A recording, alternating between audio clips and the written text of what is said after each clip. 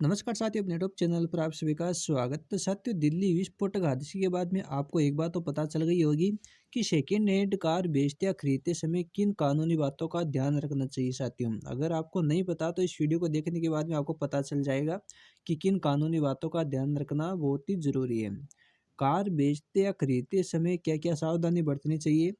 दिल्ली विस्फोट में इस्तेमाल कार को कई बार खरीदा, कई बार बेचा गया था। इसे लेकर उसका पहला मालिक समेत अन्य लोग जांच के दायरे में आ गए। जाने वाहन बेचते वक्त क्या सावधानी रखें। तो वाहन बेचते या खरीदने में किन का ध्यान रखना चाहिए, क्या दस्तावेज का ध्यान रखना चाहिए।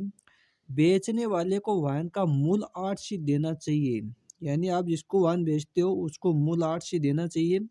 बेचने और खरीदने वाले दोनों पक्षों द्वारा परिवहन सेवा पोर्टल पर ऑनलाइन या संबंधित आरटीओ के फॉर्म फॉर्म 29 और फॉर्म 30 भरना चाहिए।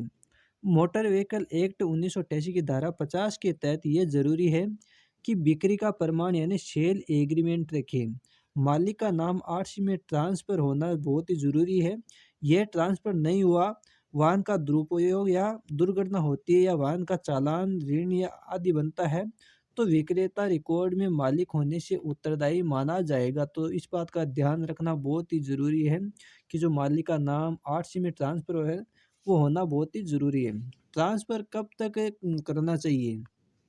सामान्य तौर पर वाहन बेचने के बाद ट्रांसफ़र का आवेदन राज्य आरटीओ को समय पर करना अनिवार्य है। ट्रांसफ़र 30 दिन के भीतर होना ज़रूरी है। बेचने वाले यानी सेलर को क्या करना चाहिए? बिक्री के बाद आरटीओ को सूचना देना है कि वाहन बेच दिया गया है। बेहतर होगा कि स्थानांतरण फॉर्म 29 और फॉर्म 30 की एक प्रति अपने पास रखिए, यानी आपको आरटीओ को सूचना देनी है और हो सके तो जो फॉर्म 29 और 30 की जो एक कॉपी है वो आपके पास में रखना बहुत ही ज़रूरी है। तो ध्यान रखिए, अगर आप किसी को वाहन देते हो तो उनका जो डॉक्यूमेंट है वो जिनको अगले वाले को देना हो अगले वाले के पास में दे, और अगर जो डॉक्यूमेंट आपको रखना है वो आपके पास में रखें। तो इस बात का ध्यान बहुत ही रखना बहुत ही ज़रूरी है। अन्यथा आप भी आगे कोई वाहन में कोई हादसा होता है या फिर और कोई दिक्कत होती है तो आप भी फंस सकते हो। इसलिए अगर आप वाहन बेचते हो तो इन कानूनी बातों का ध्यान ज़रूर रखें। और भी ऐसी जानकारी के लिए वीडियो को लाइक और सभी साथी चैनल को सब्सक्राइब जरूर कर ले। धन्यवाद, मिलते हैं अगली वीडियो में।